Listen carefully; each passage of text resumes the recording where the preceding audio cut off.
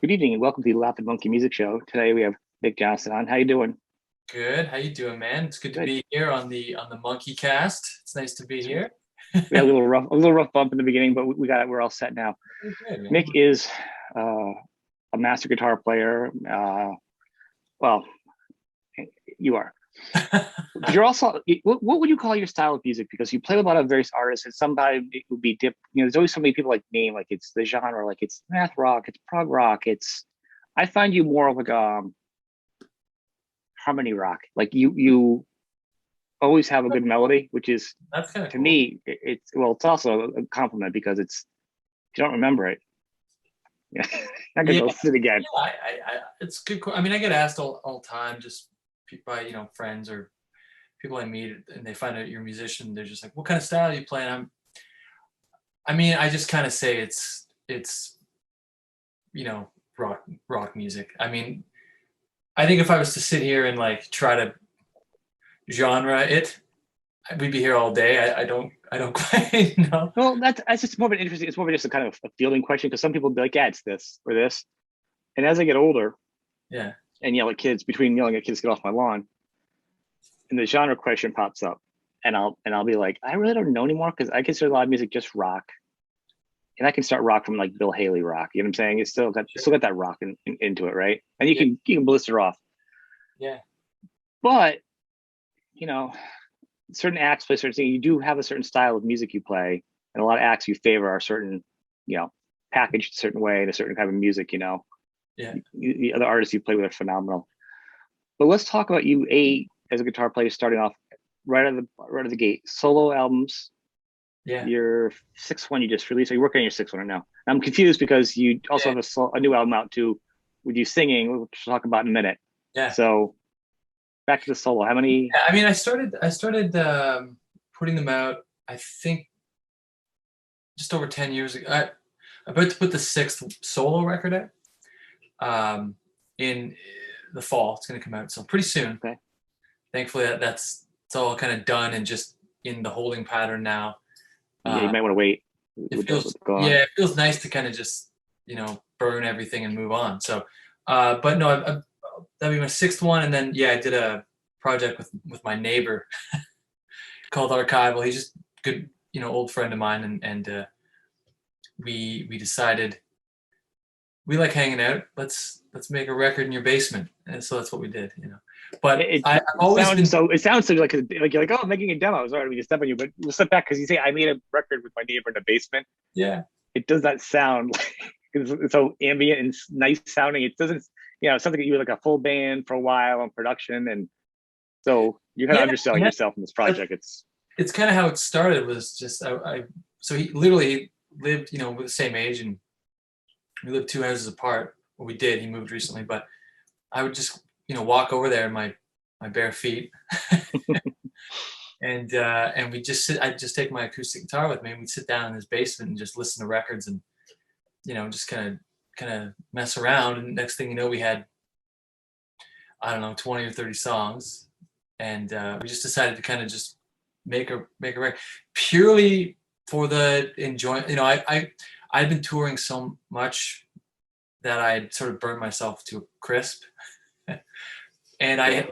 I essentially, I was kind of at the point where I was kind of like a little bit resentful about what I was doing. I was never home, and I was just I was just, you know, I was working too much essentially. You know how it is when you work too much. Yeah. And I needed something to kind of recenter me, and it kind of came in the form of me attempting to sing with a friend, and it just did this wonderful. It was like a sort of panacea, it just cured everything.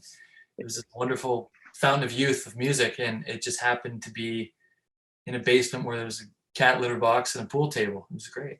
So yeah. Well, I think it sounds very organic, and it sounds usually how the best things happen when you're being the best of who you are.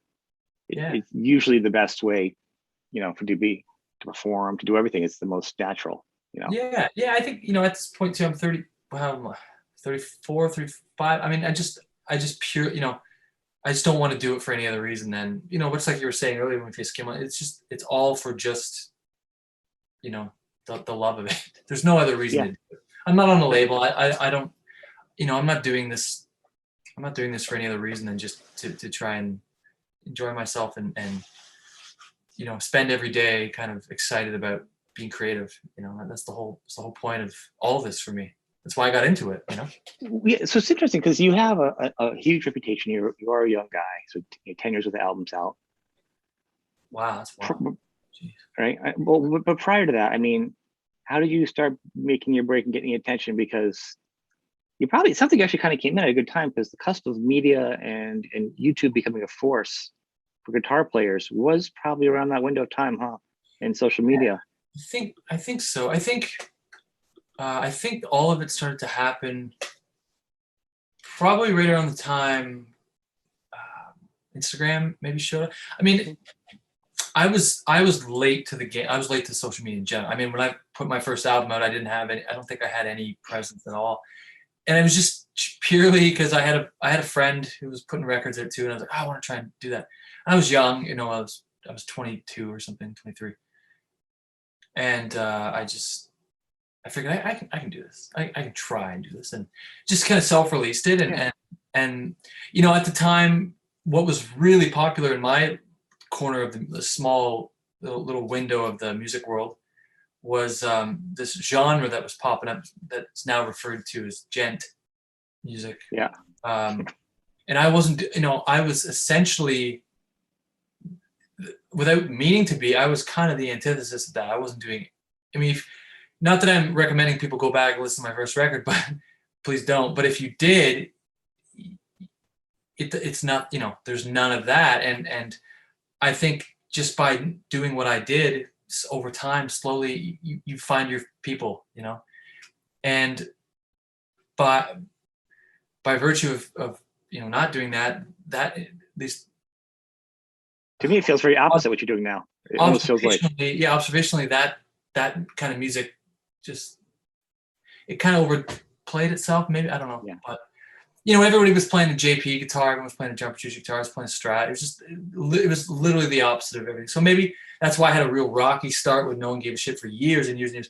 And then it was just, oh, okay, enough people are interested in this, you know, weird music I've been making in my bedroom. So, and then, you know, I can really just tether everything back to I was just trying to be a nice person to everybody I met, and I seemed to get a reputation for just being a nice Canadian boy, you know. And then I got asked to play on a bunch of people's records. It's like friends and stuff asked me to play on the records, and I just sort of propagated in that way. And I ended up making friends with people at you know, musical instrument companies and Schecter, and I was friends with some other people at other companies. I won't drop too many names, but it just kind of helped. It all helped.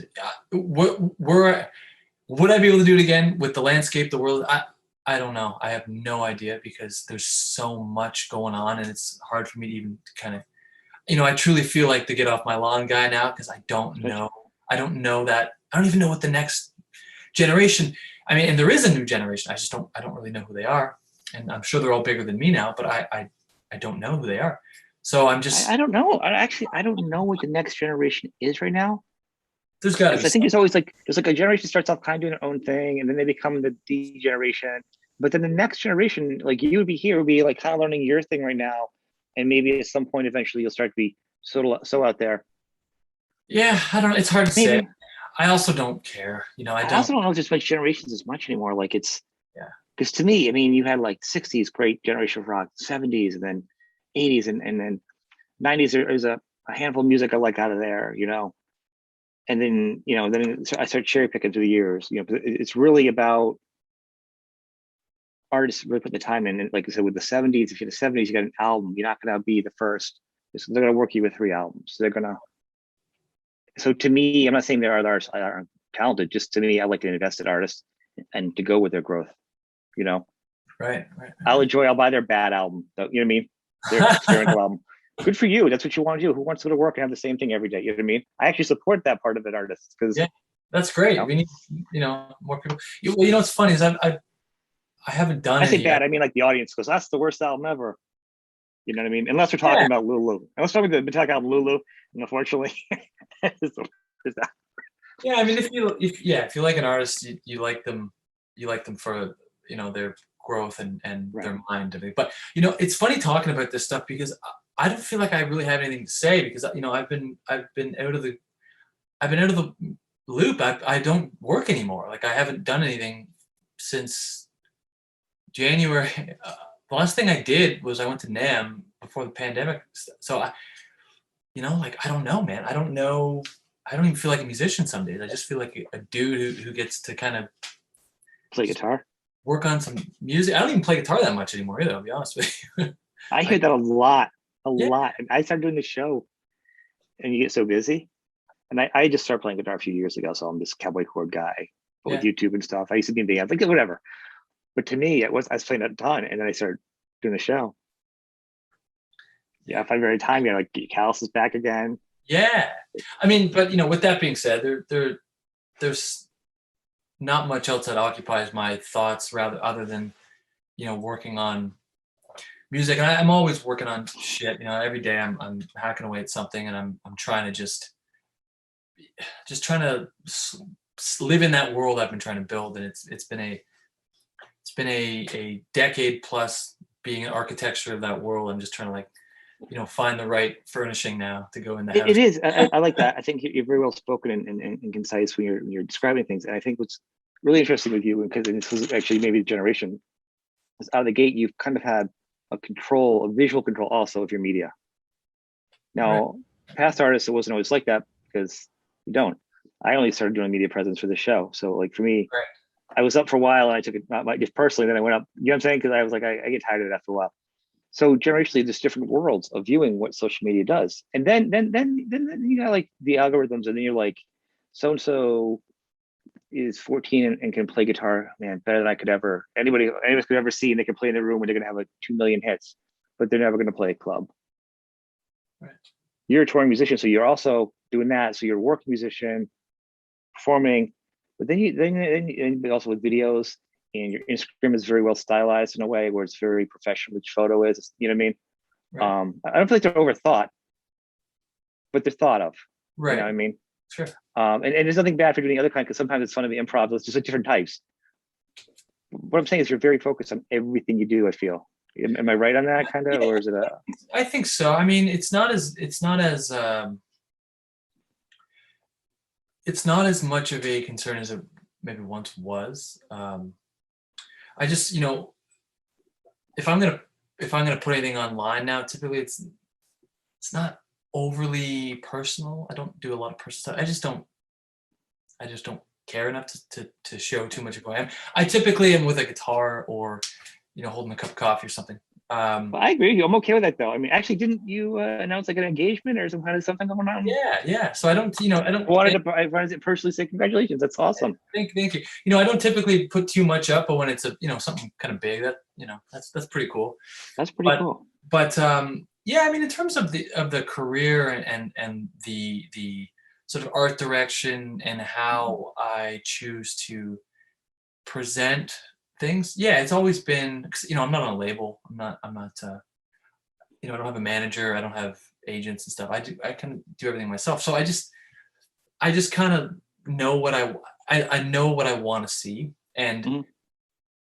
I'm a fan of, you know, science fiction and horror and Stephen King. And actually, your shirt that reminds me of a Stephen King like novel, that the kind of retro vibe of that T-shirt you're wearing Which one? Which is this reminds me of like the? Firestarter, or it reminds me of Oh like yeah. Christine or something. Anyway, um, you know, I know what I want things to look like, and I have learned over a decade what I want things to sound like. You don't always get there, but you know, eventually you start to kind of land in the neighborhood of what you want to sound like.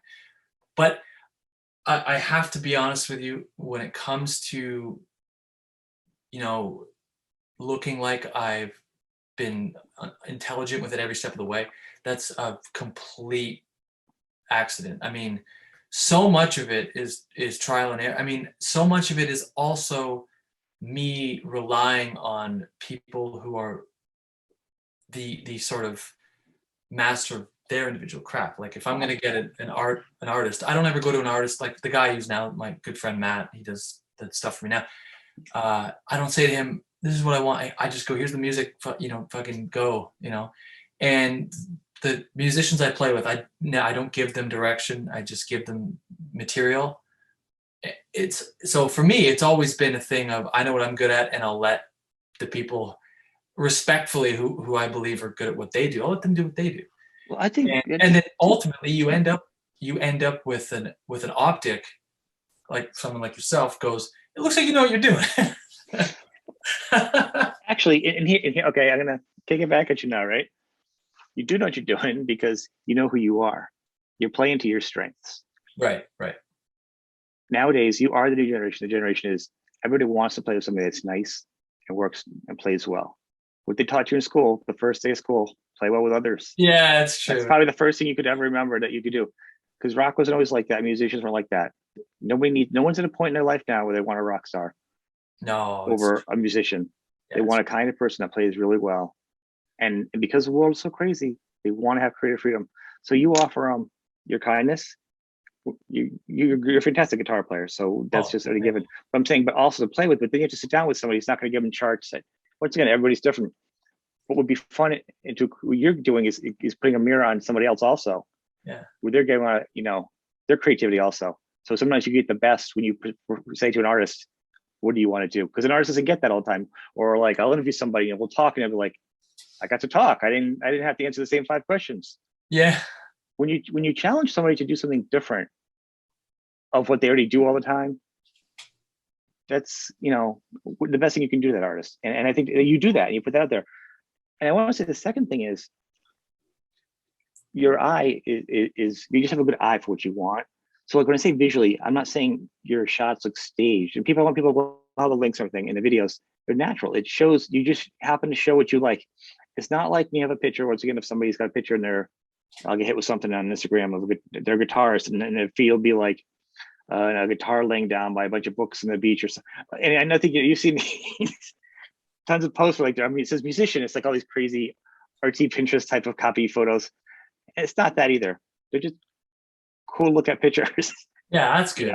That's good. Yeah, that's what I mean with that. You're not that it's not preconceived. It's natural, but you have a talent. You do have a level of what you're not going to hack out. Thank you. I'm glad that comes across. I don't know. It's weird. I have a very strange relationship with music. I don't tend to think of what I do as or as music in general as this mystical thing, because the way I know it, the way I've always known it, is I just come in here and I literally work. I just work, and at some point you work enough, you'll have material. And for me, it's just very like I get asked sometimes like, how'd you write this song? What's your inspiration? There's no inspiration. There's never inspiration. There's sometimes stuff will kind of float in and I'm excited about stuff, but ultimately I got to do the work. I gotta work, and that's why maybe my stuff sounds the way it does, because I treat the writing as a never-ending job. And I remember hearing this quote where I won't bore you trying to figure out who said it, but the whole thing is every day I have a date with the muse, and sometimes she shows up. Meaning every day you're working, and maybe like, oh, tonight's the night, like she's gonna show up. You just the more the more time you put in, the more result you get, hopefully. So, and speaking of Stephen King, that's another thing he always would kind of preach. He's like, X amount of time every day, and you'll get, hopefully you hit the target or get a little closer to it. So that's my whole thing. So it's that, plus I love playing guitar, and I just love writing music. It's simple as put the work. And that's, I guess, too, why in 10 years I've been able to release 7 albums. It's crazy. So you started doing solo. You never sang before. You've done some solo stuff, and I don't ever follow a pattern back over with our conversation, so we jump around. Just so you know that. That's okay. Yeah, that's cool. So now you're singing. Like all of a sudden, and you have a really great voice, and it's really not distinguishable. Where it's like, oh, he sounds like so and so, Yeah, I find I have a bit more of a feminine voice. It's a little bit higher. I would actually think I would say it would be more of 70s rock. If I do like a voice type where I feel it's more expansive and there's space for the notes and the melodies. Cool. Yeah. I like that. You know, you don't sound like, you know, a certain album because I do like 70s, but you don't sound like it. But that's the essence of the vocal styles where it's, yeah. I like that. it's very open. Thank you very much. Thank you. Yeah. Again, it was something that happened. You know, maybe one day I'll write a book about my experience with music, and it'll be called "Something That Happened in My Neighbor's Basement." But no, it was, that sounds like a Stephen King book. It does, yeah. It does. No, it was just, you know, I took my guitar over there. And I'd written music for singing years ago. You know, I just never had the. Yeah, but would you sing it alone? Would you sing it alone though? Oh yeah, of course, absolutely. I never had the confidence to, you know, I just wasn't ready, I guess. And finished incubating. But I went over there and we were in his basement and I showed him the song I'd written and okay, you're gonna sing this part, whatever, and here's the melody. And then he said, well, just sing it with me so I know it. And I was like, okay. And I just started, you know, and then I hit the harmony part. Mm-hmm. And it just was like, ooh, I like the way that feels. Ooh. And then in that moment we were just like, well, that felt good. Let's do more. And then I had a hard time with the first day in the studio when we made the record because there's a whole bunch of people in the control room and I was in this really nice studio with this beautiful, you know, expensive microphone that picks up your heartbeat. It's so sensitive. And I go to sing the first line and you know, my buddy Scott, who's the engineer, I think they were laughing or something because I was like all, you know, pitchy and all fucked up. But I got that out of the way and it was like, oh yeah, cool. It's just like when you play live or you do a clinic or something, you make a mistake. Oh yeah, you don't die. It's the same concept here. Like, you know, it's all good. And they made the record and then I was like, man, that was really fun. So I kept doing it. And my solo album I have coming up, the new one, there's, what is it, 3 or 4, I think it's 4 vocal songs and 7 instrumental songs. So I just, wow. I kept going. And then Ben and I, Archival, we have a second album done. And I've actually been working on this new project with my wife to be, and we're both singing on it, you know, and we're just doing this. So you have your solo album already ready for the fall, and you have another Archival album ready? Yeah, we're gonna record that, I think, in the spring. It just depends on, I mean, we're both pretty busy guys with our own shit, but because we usually do we were doing twice a week, just, you know, because I've been home for so long, and go over there, just plays twice a week, and just, I always, you know, I'm writing so much music that I just bring over 4 or 5 songs every week. I'm like, what do you think of these? And kind of just cherry pick and whatever. Yeah. And then I have another album of stuff I've been kind of letting live on the shelf, so to speak. And, you know, me and Setchko are going to do something with that. And I have a good chunk of another solo album written. Wow. Well, the thing is, man, like I was touring so much previous, with Wide Eyes in the Dark and Remarkably Human and shit, the two previous albums, and I was still managing to get stuff done, and I was away 35 to 40 weeks of the year. So I figured, man, if I'm home 52 weeks, probably make 2 albums a year, and pretty much that's what I've been doing. Did you tour for that, for the Wide Eyes in the Dark? I did a couple tours with that, yeah, and I did. Well, I did 2019, though, right? I mean, because of COVID. I mean, how did it affect you for touring? Well, it came out in April of 2019, and then I did a bunch of clinic tours, and then I did a North American tour in the summer, and then I did New Zealand, Australia, and a bunch in the fall. So I got enough in. So you got a big window in, because I saw that. I'm like, because usually 2019 dates, albums that came out really didn't get much of a tour. That's why I asked. Yeah, and I don't typically love to tour and shit. So it was enough to where I was like, okay, that's cool. I'm good with that, you know. So you've really come to a lot of terms with a lot of things. This year's been pretty important for you. You're a singer. You're getting married. You've learned that you are happier not being on the road. Oh yeah, way happier. But sometimes touring and making money, and those are the necessary evils at some point. Are you going to revamp that now? How you approach the future once this opens up again? nice thing is touring never made me money, so I'm okay with not. Oh, then that's okay. Then even better. I mean, Well, some bands it's different. It's actually some people make yeah, more money of course, touring, of course, yeah. and then you have to. And then a lot of them are like, yeah, but I realized I have a family. This is awesome. And so they realize their health is different, and so the world's different now, and people have been a Yeah, little more introspective of their families, and it's like, oh my god, you know what I mean? yeah, yeah. I mean, the thing I learned, I suppose, over the past year and a bit is I've managed to let go, which is beautiful because I know a lot of people who are still working on it. So I've managed to just kind of let go of the FOMO, the fear of missing out, and I've managed to kind of like I've done enough like I've been almost everywhere many times. I'm good. Like I'm good. I did it. You know, my wife's half Japanese, so we're gonna eventually, maybe move to Japan or go to Japan for a few months at a time or something. So that'll be cool. But um, I'm cool to just be at home working, man. And I thankfully I own all my music, and I have a good relationship with a company that does all Sheet Happens, shout out to them, does all my, distribution and stuff. And I have a really successful guitar line. So I We want to talk about those too. yeah, To sure. be Yeah. honest, I mean, show me other stuff because you've got a lot of good stuff going on. Cool. Yeah. So, I can do a lot. I can just sort of be here and I can close the door and sleep in my own bed. And it's great. So actually, and one of the things I've learned, and it sounds like you've got it not mastered, but you've got it right at a good age, is being diversified in the music industry, in the new music industry. In the old model, you had to tour a lot and do a lot of work, and the labels were really just banks that had a lot of Yeah. people that knew about music to help be the middle people.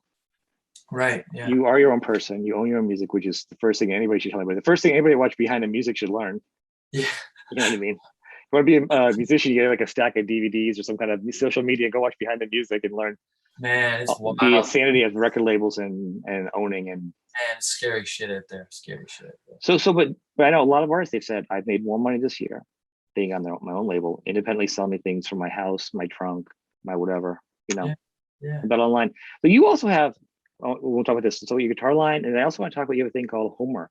Oh yeah. Yeah. For Yeah, sure. you do that too. I want to cover everything you do. Okay. Cool. Yeah. We'll kind of. Well, I'll kind of tell you what's going on right now, just in my world. Okay, so previous years, I was traveling so much, and I was shooting these little videos from like hotel rooms and shit, whatever. And I figured, why don't I start? And I was really noticing, Patreon and all these monthly streaming services. Essentially, I was like, why don't I just do something for lessons, guitar lessons? That real humble thing. It's like $5 a month, cheaper than a latte. It actually is a good price because there's a lot of stuff out there to compete. So yeah, it actually probably helps you more to have a better price because I was looking at your stuff and it's a lot better than. Yeah, and it's like I don't promise much. if you want access to an archive of me just talking about guitar and what I'm working on and shit, it's $5 a month, and there's like closing in on 100 weeks, so it's almost been 2 years. But what am I at 90? I think this is week 91. I have to shoot it after this actually, but I started doing this thing right before the pandemic, basically, and the plan was it was gonna be cool. I'd have like a thing to kind of go with, like a behind the scenes thing to go with each video, because I would have been traveling. I can just quickly shoot with an iPhone, upload it, and off we go. But because I've been home, I've been able to make the videos longer and do contests and songwriting things. But you still kept the behind the music type of feel with your archival project. Oh yeah, we did the video documentary and shit for that, which was really cool. But really cool. So I was doing still doing the homework thing. I'll be doing that for the foreseeable future. It's just fun. Is it a challenge though to do that with new content every week? Because everyone goes, I can do this. I can do a podcast. I can do this. To really follow through with something more than a couple months. Yeah, content on media is a challenge, and it is a challenge. Yeah, I mean, I come from a background, like I taught for a long time, so I have a pretty deep reservoir of like music theory and instruction and just stuff I like to riff about and talk about. So it's actually quite easy for me. I could probably do it for 10 years if I. Well, you can at this point you always can repeat because you always lose people. Social media is so fast. Yeah. That's true. You know what I mean? But I also shot this thing, which was a huge project. I shot this thing first bit of December, then February, then 2 weeks ago I finished it. It's a what is it, 20-hour course I'm putting out in the new year. It's like this pretty ridiculously massive project with a friend of mine, Grant Cooper, who did he's done all the videos and stuff for me. But we shot this huge course. It's kind of like what you need to be a modern musician type of thing. And so we got that coming out, which is fucking ridiculous. I'll be honest with you. 20+ hour course. It's silly. It's fantastic. My God. And it was shot on a bunch of film cameras. It looks crazy. How can you like any kind of, I'm not looking for details, because one of the challenges and the sell points is hard is sometimes a lot of guitar players, it's very redundant. It feels like they're just putting a lot of stuff out there. It's not really needed. Like, oh yeah, start playing. I got a course, and I'm sure this isn't you, because I've seen a lot of your instruction. I've seen you talk. I watched a lot of your stuff over the years. So it's not that. If you could distinguish the audience, the difference of at least how your content's gonna be a little different than the standard. Oh, so a guitar player. Well, I don't know. The difference is I've actually done everything. I've done everything. I'm not new. I see a lot of those, and they haven't. Those guys, they're not musicians. They're not. There's a couple of them that are. Right, and those feel like it fluffs up a little bit. Like they're not. Those guys aren't producing anything else, so it feels like their shows and their episodes. Yeah, like I actually bought, but it seemed like they have a lot more. You're like, even for a beginner, it feels like you're really just kind of stretching out your video to seem like you have a bigger package. And it's also this thing of, I see what you're doing. And it's like this level of like disingenuous thought. And so for me, what we did, and we spent about 1.5 years planning it. And I mean, this thing is insane. Like so the whole point was, I told the first like 2 hours of the thing is I just told my kind of life story, and I just did it in one take. I just talked for 2 hours straight. It's fantastic. And then that's quite a gift right there. Oh man, I don't know if even I could do that. It was fucking wild. The production value alone it's crazy, man. And then I flew in different guests and stuff, and we went to the studio and basically reverse engineered songs in a studio, what it's like, did a remixing, like showing it is a lot of shit. And then we did, and it sounds incredible. And it's only 20 hours, which also sounds like it's because time is limited for people nowadays. There's so much out there. Yeah, I mean, it's gonna be long. Like we're gonna add these modules as we go on and stuff. But anyway, so I got that coming out, which I don't want to bore you. Don't too much. But that sounds pretty good. That sounds like it's really thought out. Another we'll see. But deep dive. I had a good time with it. I had a good time with it. And then anyway, so then there's that. I got a bunch of records and shit coming out. And then I got like a bunch of records. Yeah, my your lifeblood. You're like, I don't know. Yeah, I mean, it's funny, right? Like I'll never not be doing that. So like, I'm not. I know, you know what I'm saying? No, it's like I just had some ramen noodles for lunch. It wasn't like regular noodles. It was just like a regular. Yeah, it's just this weird thing where I try not to be too precious about it, because how everyone's like, this is my best work.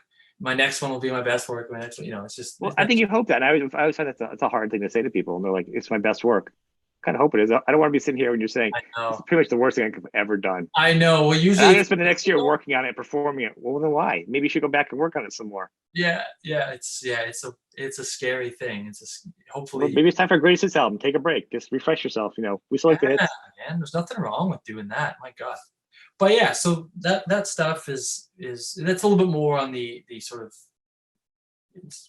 education side, which because that's how I started. I mean, I was doing that pretty much from the time I was 18 to about 24, 6-7 days a week. I was just a teacher, I was like, wow, student after student. I had the bad back at 21 from sitting in a fucking chair all day. Like I had the parents give me an ear beating about why their kids aren't getting better. I lived that life for long enough, and I figured I would have lasted one lesson. Yeah, I'd be like, are you kidding me? It's tough, man. It's tough. I do a little bit of teaching over Skype or Zoom now. It's fun. I have like just a few students. Basically we just talk. I just kind of give them advice, or we just talk about music and stuff.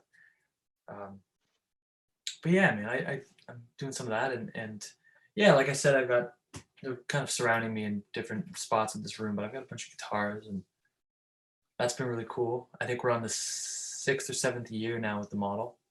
Yeah, so you got your own 7 years now. Yeah. Early on, you got a model, and Yeah. That's really cool. You got your own guitar model, and then Yeah. It was really changed it up a little bit over the years too. Yeah, it was really weird, bizarre how that all kind of happened. You know, I had been playing, dare I say, the Big F. I was playing their guitars for a long time. And then I was approached by Schecter, and they sent me a guitar to try, and I kind of left it in the case for a while because I was afraid. I was like, fuck, this isn't going to be as good as my other guitars. And then finally, from what I can remember, it's finally Mark, the VP, he said, either you play it or send it back. We can't. It was a custom shop. It was a really nice guitar. Play it or send it back. You can't have it just sitting there. How long did you have it before that? Oh my god! A couple weeks, man. It just sat there. I was just, I didn't know what Schecter at the time. Schecter, when I was a kid growing up, and at least in the early 2000s, when I was 14, 15, Schecter was I associated them with nu metal. I associated them with Papa Roach and Crazy Town, and these bands that were doom, like that kind of shit. And I never. This is even before I played music. I didn't like that music. So I would just see the logo, and I remember the guitar magazines would have Schecter and those bands. I'm like, fuck this, right? So I got the guitar and I just let it sit there. But it was by far and away the nicest guitar I'd ever played.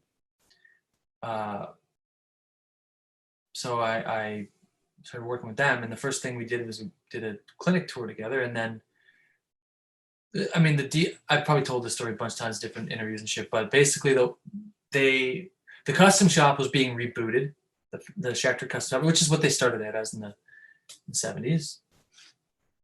And I had just put out an album called Atomic Mind, and I was very unknown. Even yeah, it's early on. That was it was like 2013, 14, something like that. 14, yeah. So they were kind of rebooting, and I was coming up. And the whole point was we want someone to kind of, so I became quote unquote the poster boy for the custom shop.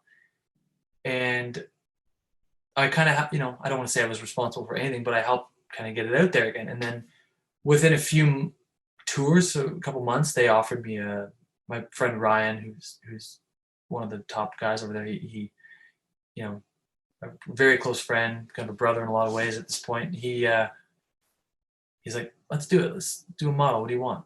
And it kind of started there. So it's been awesome. 7 years now. Yeah. I mean, for them to put the trust in me, and then not just that, but for it to actually, because you know how it goes, man. You see every NAMM, all these new signature models, and by the end of the year, they're all gone, right? It's just. Well, the fact, as I'm saying, this many years still doing it.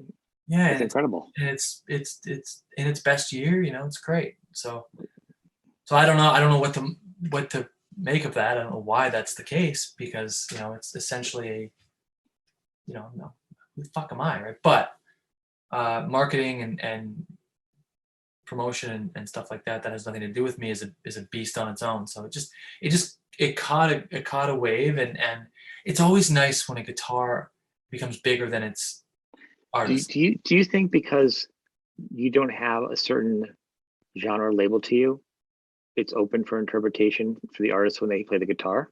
Possible, man. It's also because weren't you saying all the pictures that you're seeing of these other artists, and you thought that was bad? So in your mind, you were like locked into that type of music. Yeah. They see a picture of you, they really don't know much about what style you play. You listen to you, because I still don't know what style you play when I listen to you all the time. I remember hearing Atomic like way back. And it took me a while to be like, oh yeah, I heard Atomic. But like the past couple years, hearing other stuff, like Yeah. Yeah. So it doesn't always click right away. So you being that, and then they check you out, you don't really, you're your own music, really.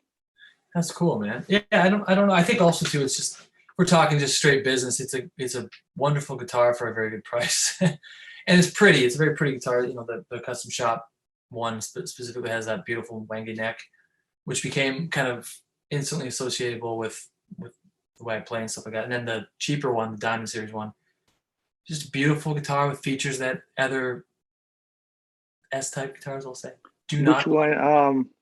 It was the Atomic Orange. Yeah, it's right there. You can I kind gotta tell you something. Yeah. I thought I'm almost mad at you in a way. I don't even know you. I'm like, Nick! Like the Flintstones. The red guitar behind me, I'm gonna have it redone over. I got some new parts in it, whatever. It's an Aria Pro 2. I think it's 8283. Great guitar, right? Gonna do some work. The paint job's kind of scratched up. Then it's gonna strip it down to like a wood color, and then have it like the kind of like the burn, so like blue coming through it to the wood, like coloring and stuff. I go back and forth with the guitar guy, and I'm always like sending pictures.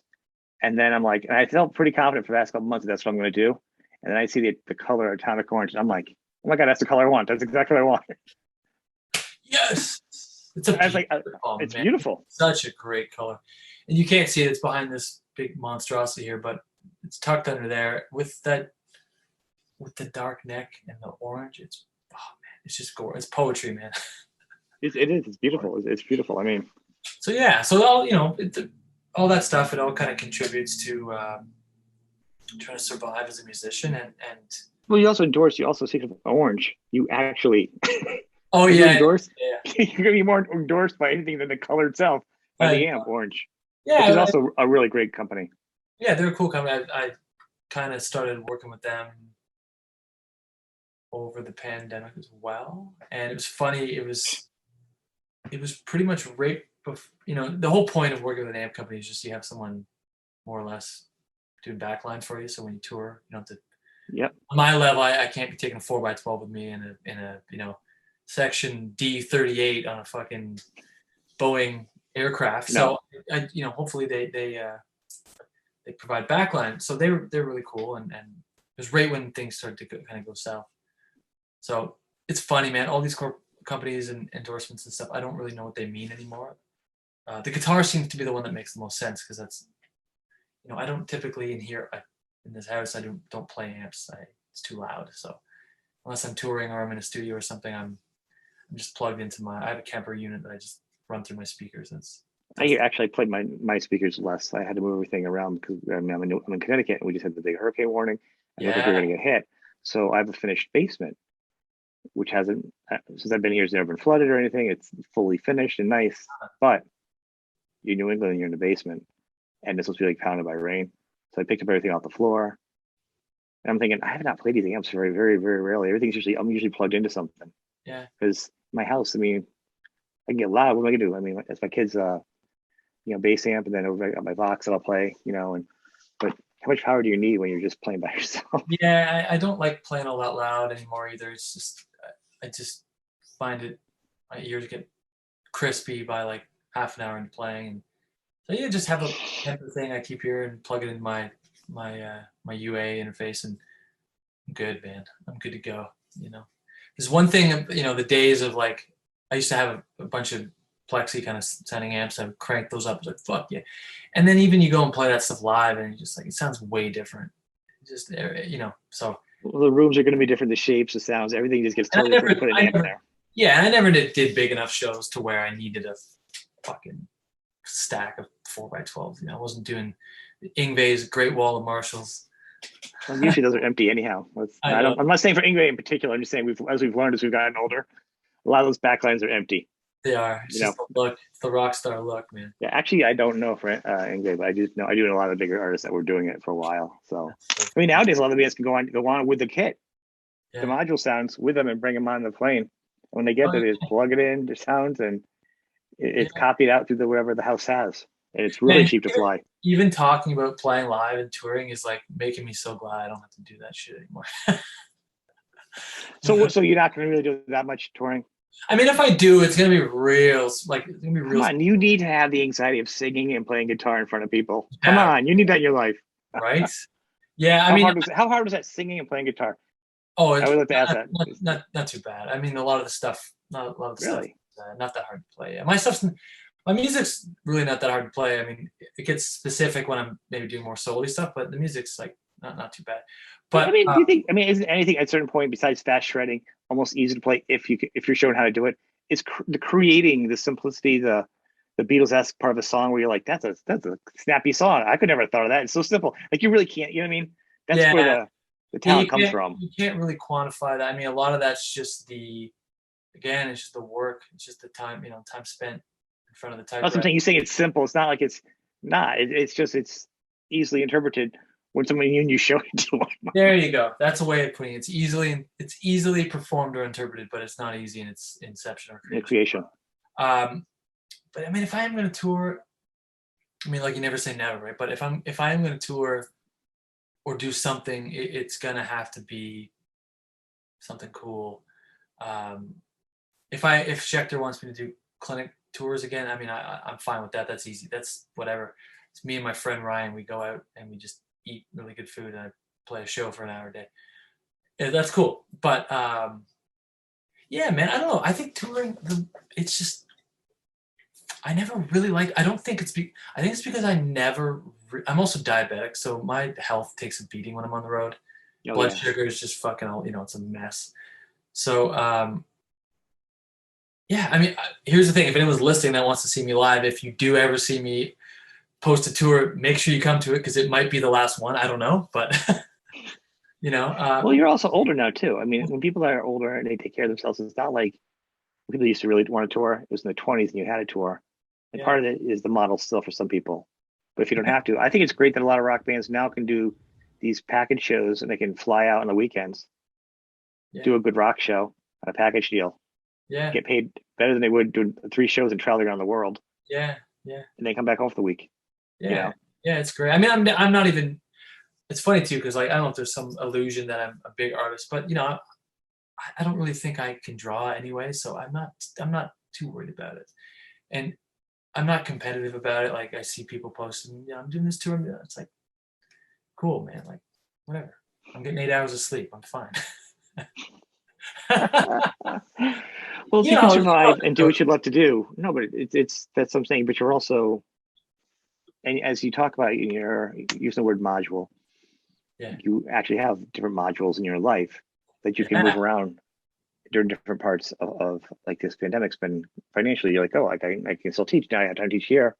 I can move this here, and when I can tour now. Okay, now let's do some Schecter stuff here, and then it might keep you from being bored or burnt out because you're not doing that one thing in front of you all the time, and then you yeah, depend on that for your income and it's your love, and eventually it's just going to be a nightmare. I mean, that's what happens. yeah. And I just, in terms of like, maybe what people think of me because of the internet and the association with maybe there's like a thing behind it. It's like, oh, he's guitar hero kind of guy. I mean, like,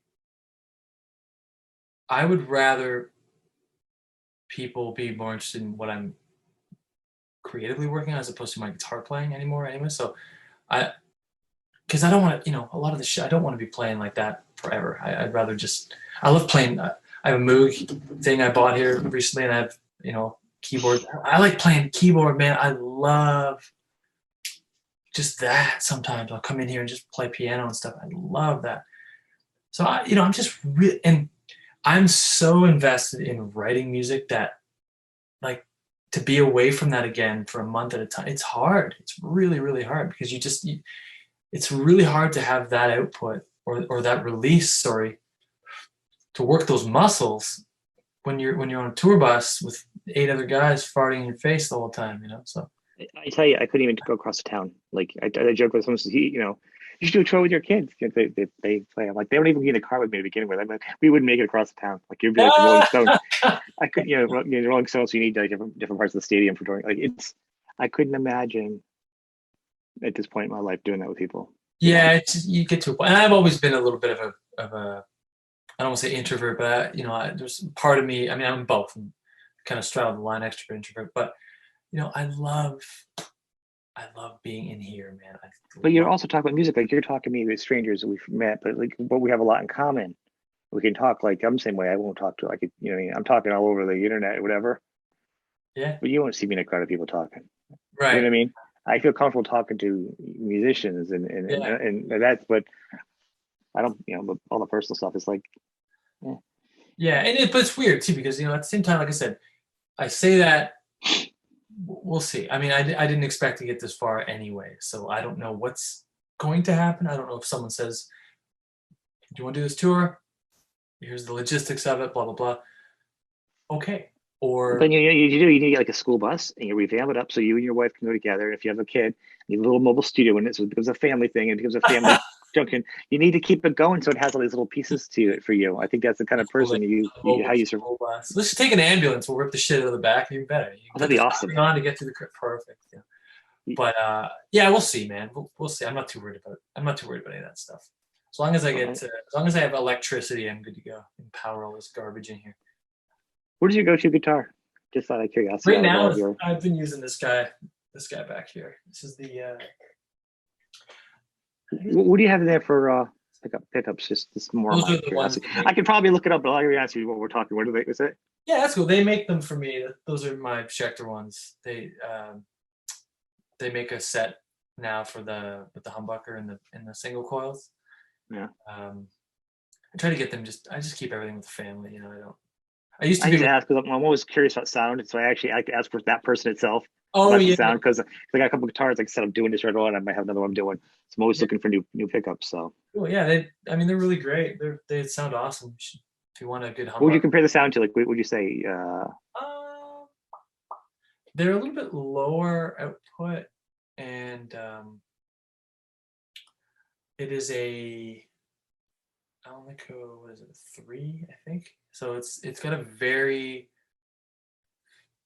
okay. So the whole point of these pickups was I was using a lot of stuff when I was younger, and everything to me always had a bit of that sound to it. That kind of, and I hated that sound, and I just didn't know how to get rid of it until I had. At the time, the guy who was at Schecter he's now the head of the Fender Custom Shop. This guy, John Videsi. Him and I were working on the guitars together, and I said, "Can I get rid of that? Can I get rid of that cold nose sound?" Mm-hmm. Yeah, and we just ripped those mids out of it, and I was like, "Oh my god!" So yeah, I don't know what I wasn't really. I didn't have any money growing up, so I wasn't buying pickups and stuff. Companies would sometimes give me them. I can't solder, so I would like. I can't either. That's why I ask. So like, I'm not going to be ripping a bunch out. I'm not going to be able to do 1,000 Frankenstein. So I'm kind of being very particular about asking a bunch of questions before I funnel myself down. Yeah, no, they're cool. I've used if sound wise, if for reference, everything I've done over the past 4 or 5 years have pretty much been with those. Really? Yeah, if you want on that pickup. Yeah. Okay. With the singles. That's a good reference. Yeah, if you're especially have this new album coming out, so the whole record, actually the whole archival record was done with that. Because it sounds kind of warm to me when you do it. Sounds great. Yeah, I'm really happy with it. And I have a T model over there, which will be out in the spring. I would go get it, but it's kind of buried away in the corner. Anyway, yeah, those are the kind of go-to. Okay. But I have them all over the place. If I'm near one. Asking. Yeah. Well, yeah. I want to give you some thank you for coming on today, and I'd like to have you. God, yeah, my pleasure. We'll have you come back again, as you have different stuff too, if you want. Sure. But I wanted to talk. We covered a bunch of things today I don't usually see from you in interviews. People usually ask you specifically about different things you do. I think people will be pleased to hear just you. Yeah, I never have I never have a specific agenda or kind of anything to hide behind. I just kind of have to be honest. I do this because I like to do it, and I will be doing this hopefully till I physically am unable to. And maybe by then I'll have some like technology where I can remove my head and put it in a jar and then have robot arms to, like Futurama or something. But yeah, man, I don't know. I just find music and guitar playing. It's a craft, and it's like anything. You have to just lifelong. It's a lifelong thing. And that's perfect. Thought to actually end in my 30s right now. Hopefully, I'm just tip of the iceberg. I hope I peak in my 70s or something. We'll see. Well, you keep going for it. You'll see. That's it. I thank you for being on the show. Thank you very much. It's a pleasure.